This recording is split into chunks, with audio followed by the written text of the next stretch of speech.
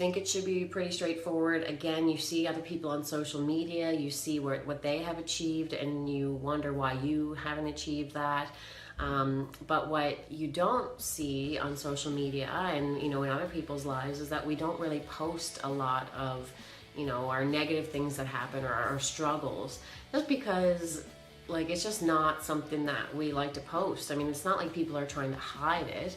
I believe in being like really honest and transparent with people when I'm posting things, but I mean, you don't really want to post a negative all the time.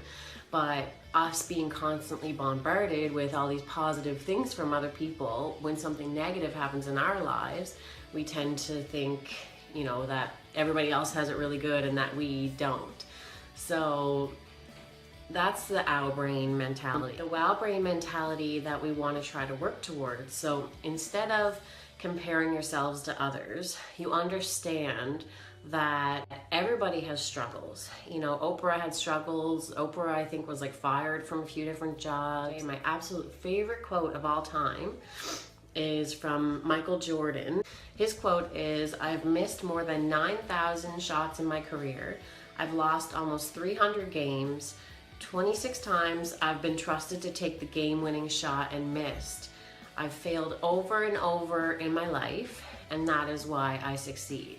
When you have that mentality that, like, just because you have a setback or what you would perceive as like a failure, it doesn't mean that you don't have what it takes to reach that goal or to, you know, to make healthy lifestyle changes. It just means that it's a process, and everybody has to go through the process, and we all start at different places, and that's okay. And it just takes, you know, continuing to work hard, knowing that success is the only option. So knowing that you do have what it takes, and that, you know, if you just keep working hard and trying different things and figuring out what works for you, then success will come. And like I said, that's with anything in life. You look at another person who might be way ahead of you in life, or just in one aspect of life, and instead of feeling like jealous or envious, like, or comparing yourself to them, like, why can't I have that? You get inspired by them. Like, wow, they must have worked really hard to get there, and I'm sure they've had lots of setbacks and struggles too that just nobody really sees. And like, what can you take from them and be inspired by them, and, you know, make your own story the way that you want it to be and work towards success. What tends to happen with people, and I'll focus on like weight loss, or I'll focus on like making healthy lifestyle changes.